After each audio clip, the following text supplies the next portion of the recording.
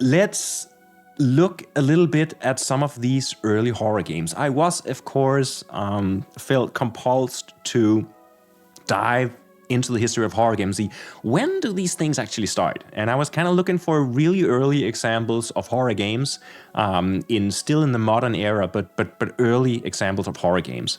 And I've compiled a few images for you that I'm going to show with you. And the first image that I'm going to show is an image of probably one of the very first horror games to come out. It is from 1889. So that's, what is that, 135 years ago or something like that. Released by the Parker brothers in 1889.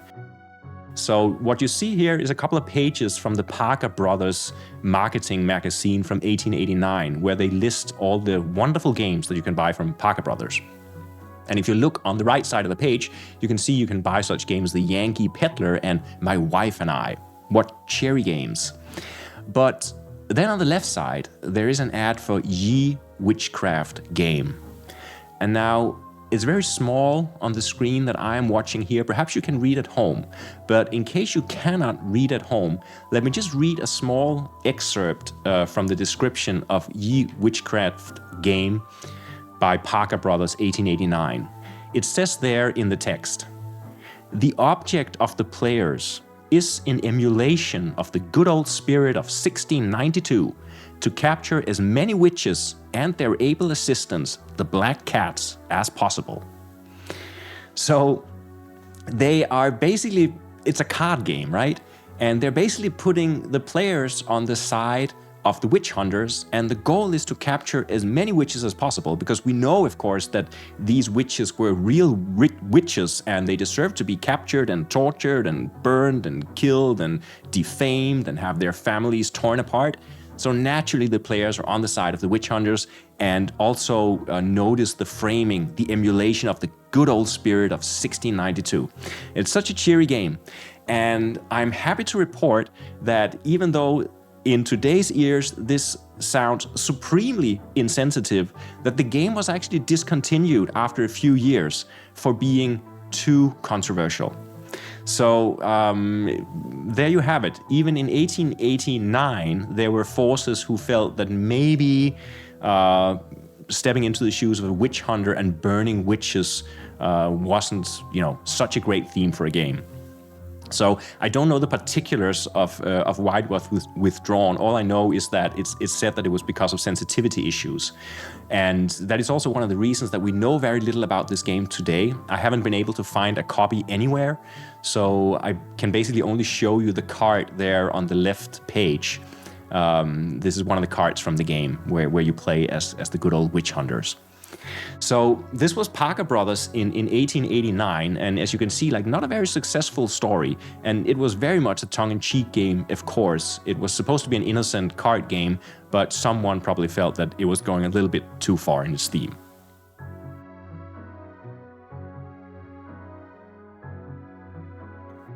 Now, up through the 20th century, we have several horror games coming out, and most of them are kind of games, that are based on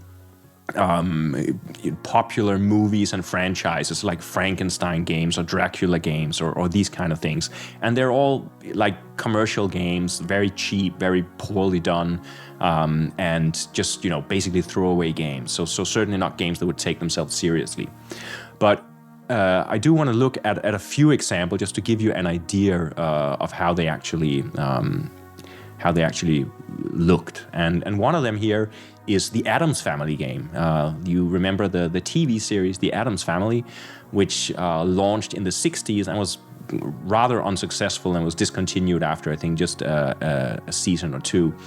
And then only it had its revival in the 80s or 90s, I believe. I remember in the 90s, Addams Family was a completely household name. Everyone knew the Addams Family series. But of course, the later versions of it, I guess.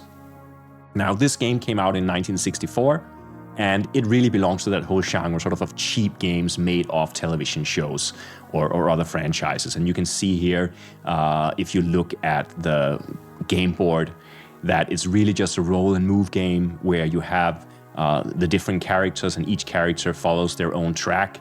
And you roll dice and you move your pawns, and you can land on spaces and draw cards that can give you a plus or a minus. It's like a simple roll and move game.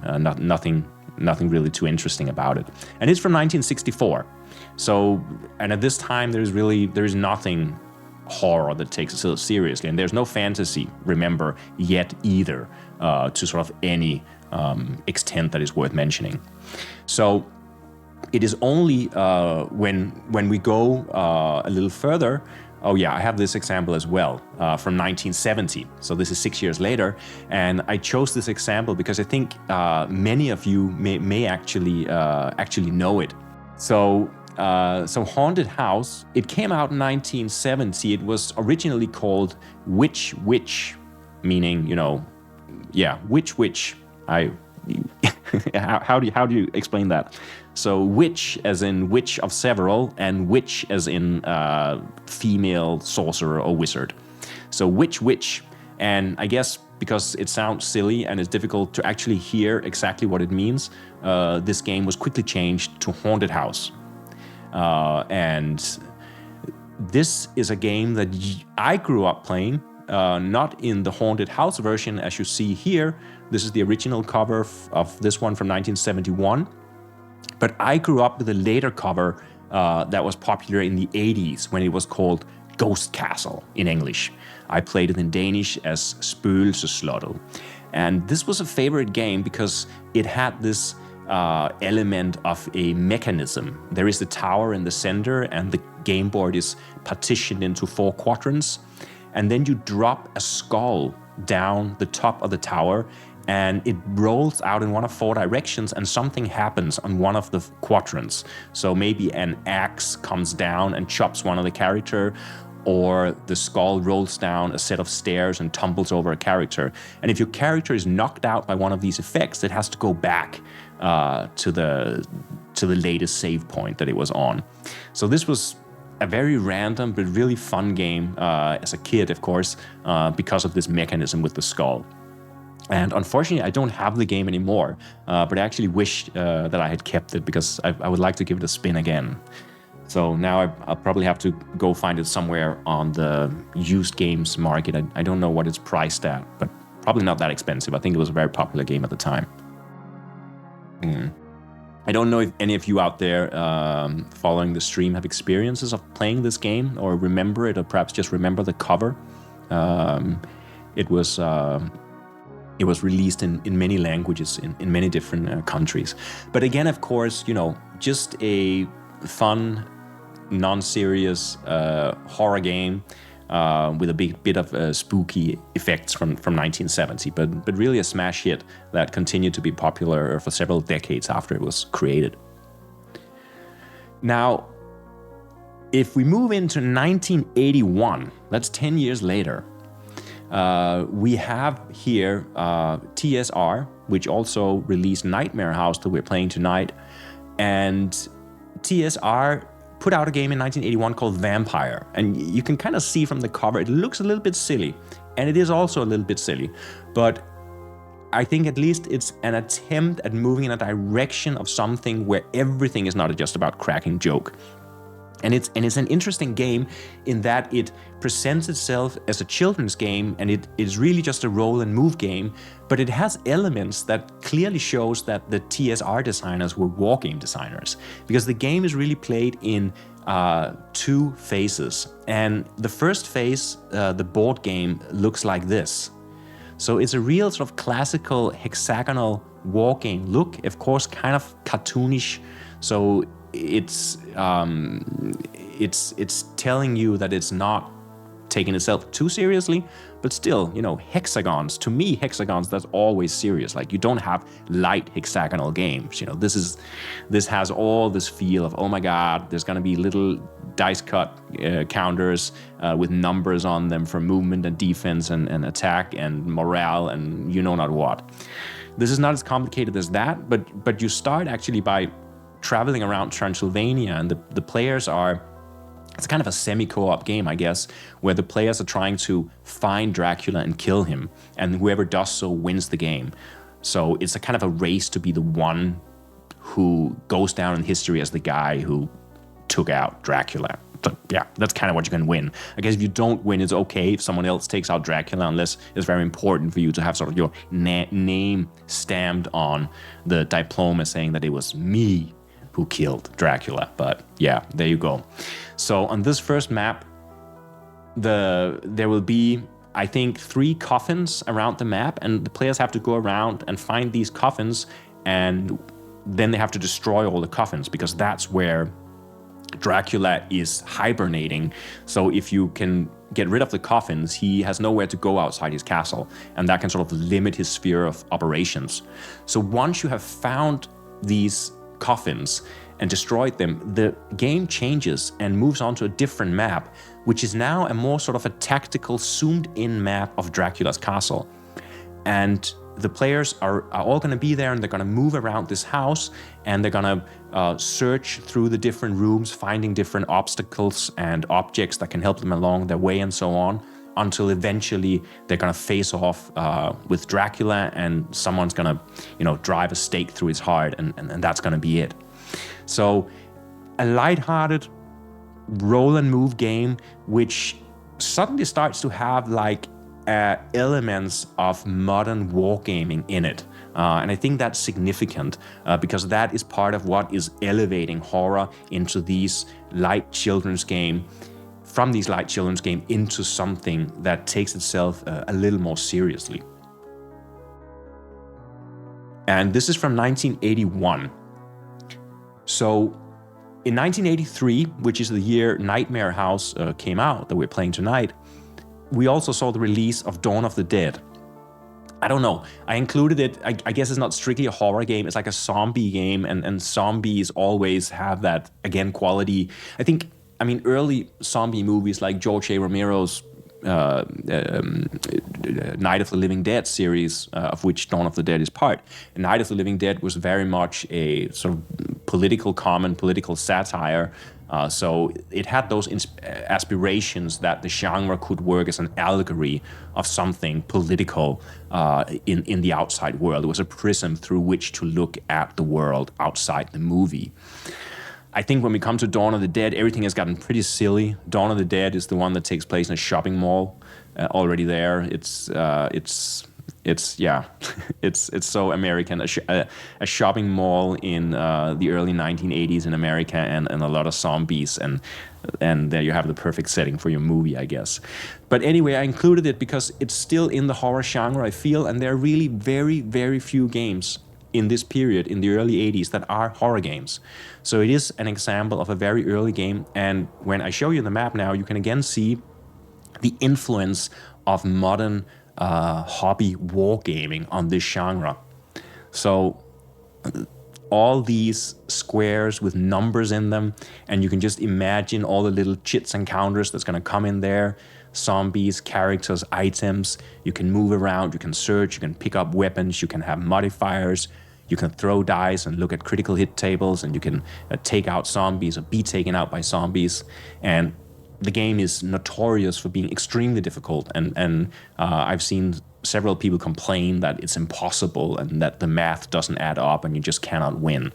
And then there are other people who suggest strategies. It's just because you need to learn the strategy of how properly to fight zombies, and if you learn those strategies, you can actually win the game. I don't know. It's supposed to be really, really hard. I like to get my hand on a copy and give it a swing. I think it looks intriguing, but it also looks wargamey. So this is kind of, again, perhaps a step even further, or certainly a step even further, I would say, from Vampyre into a more sort of strategic wargaming territory in 1983. And it is really only a few years later that I'll say that we start having games that really take themselves seriously as horror games. And all that stems from role-playing, I would argue.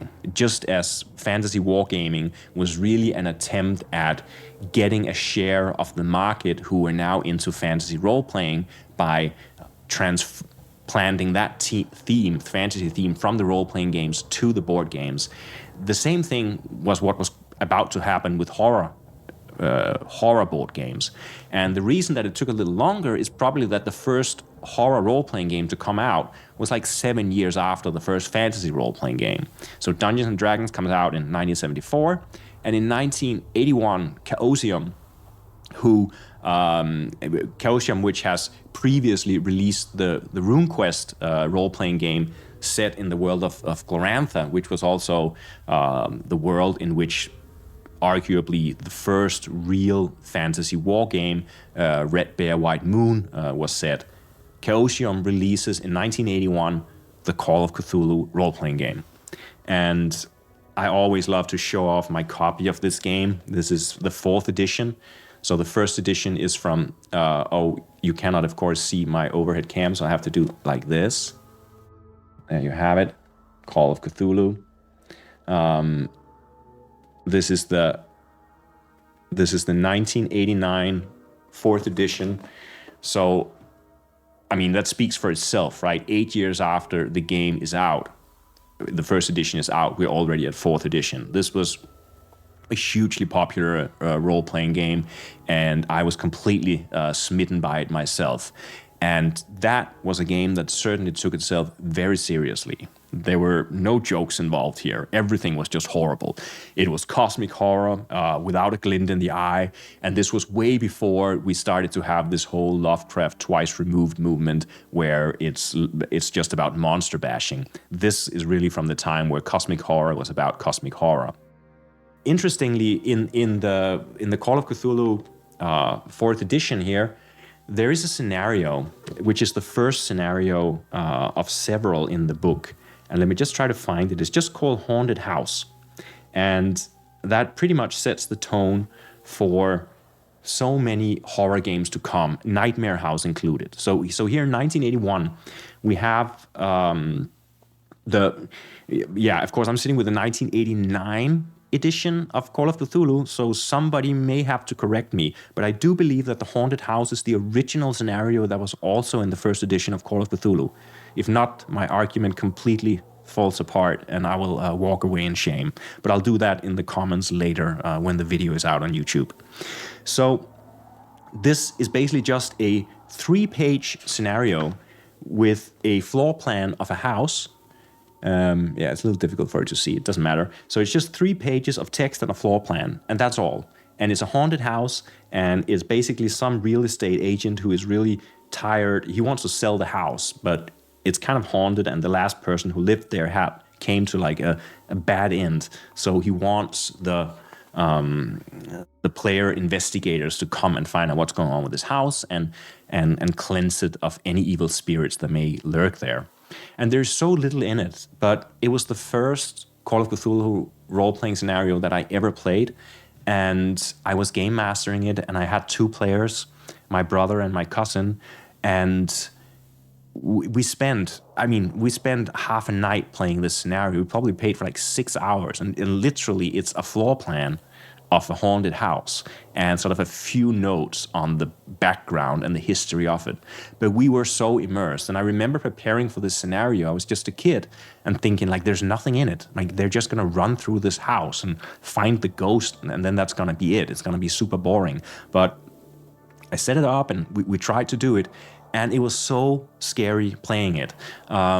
Just when we started describing the place, the characters, the realism in the game, and how fragile people were, and if even like when you heard like a bad rumor, how it sort of got into your brain like a little bug that was tearing away at your sanity, opening up for these vistas on some kind of larger cosmic horrors around you. It was really, really something. And it was just 3 kids in a room, just their imaginations going wild over these 3 pages of text in this book.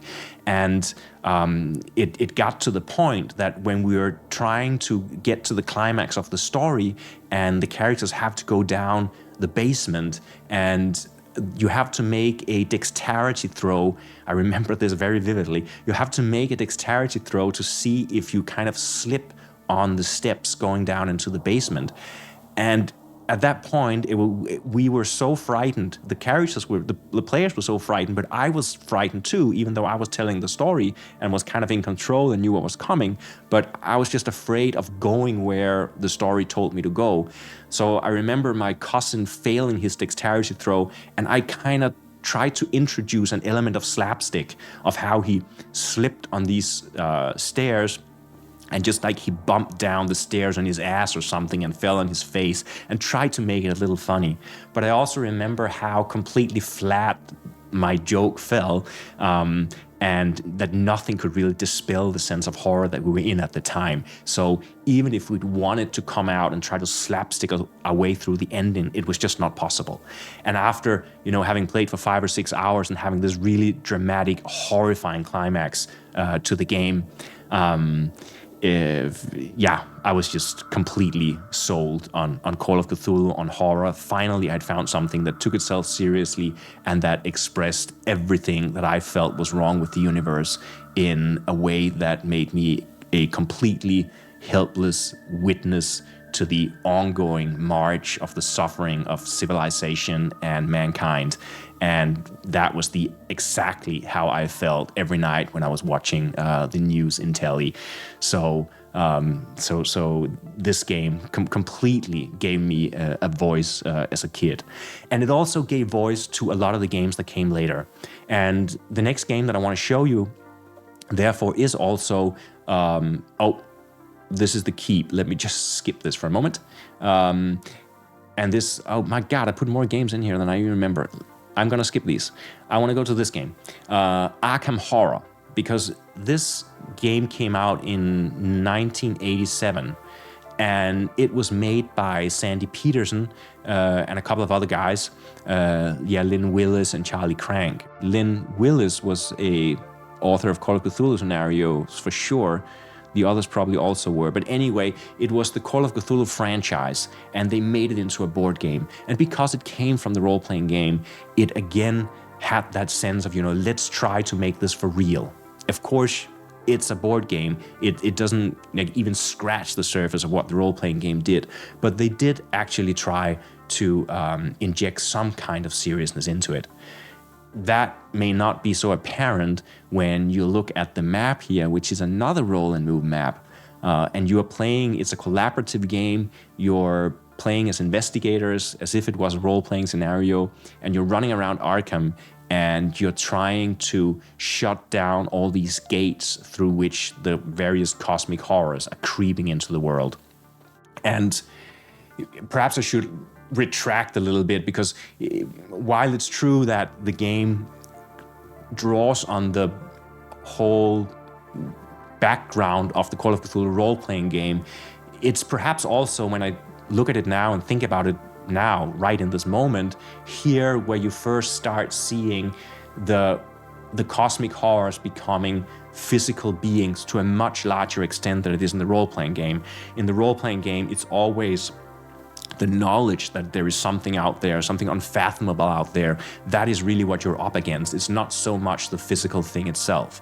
Whereas, probably because it was a board game and you needed some kind of more tangible opponent, the Arkham Horror board game from 1987 that you're looking at here started introducing all these monsters that you had to fight. There was also a lot of story. You'd walk around, you get snippets of story, and it was immersive to that effect. But maybe this is actually where things start taking a wrong turn, in my opinion, and the whole Lovecraftian horror scene becomes this very sort of visible, tangible, just, another monster lurking somewhere around the corner, and getting away from that more psychological horror which lies at the root of it.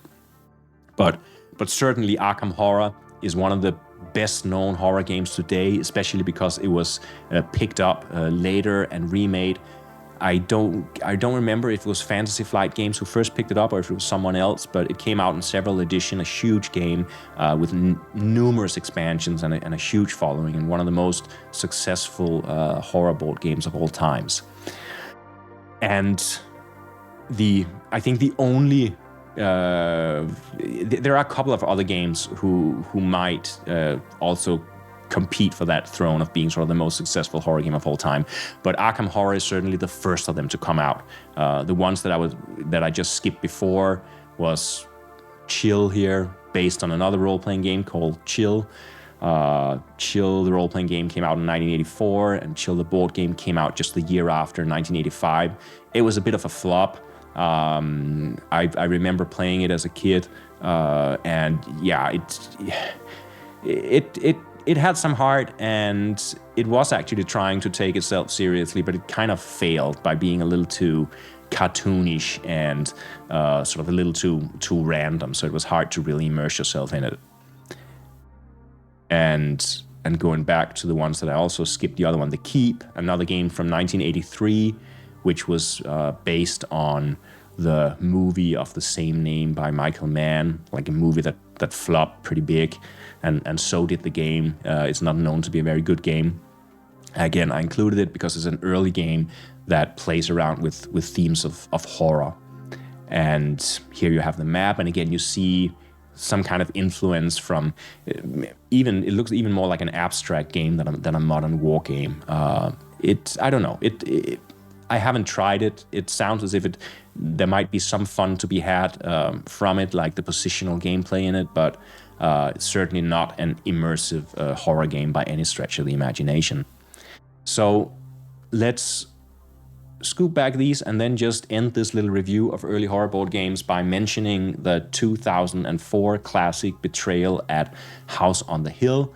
It's of course much later, but it's just, another game in that whole series of games that looks at haunted houses and put players in the shoes of investigators going into these houses and having their horrible experiences and somehow trying to defeat an evil entity. And Betrayal at House on the Hill is famous for introducing a traitor mechanism, which basically means that the game begins with all the players collaborating on defeating the entity in the house, but at some point in the game, one of the players will turn and start to work against the other players and try to stop them from destroying the evil that is haunting the house. Another supremely famous game, and another one of those games that'll compete for the title of the most well-known horror board game. I think I've talked a lot now about early horror games, so I hope you find it just somewhat interesting, because for me it's really interesting to see this evolution of the games and when they move from sort of the jokish into the more serious, and also how they tackle this idea of representing horror in games, because board games have a really hard time communicating true feelings of horror to the players. And I don't really know of any horror game that does that very effectively. There's some that come close perhaps, but board games are just not a good medium, I think, for really making people scared. You can do it, of course, in role-playing games like Call of Cthulhu, like the story I told you before, how scared out of our mind we were as kids playing Call of Cthulhu, the role-playing game. And that was never found in the board games, which was also, I guess, why there was always this sense of letdown. Like, I got Chill, for example, and wanted it to be a great horror game, and it was just like, it kind of fell flat, and we said like, no, we just need to play more Call of Cthulhu role-playing. These board games are just not cutting it. So that's it.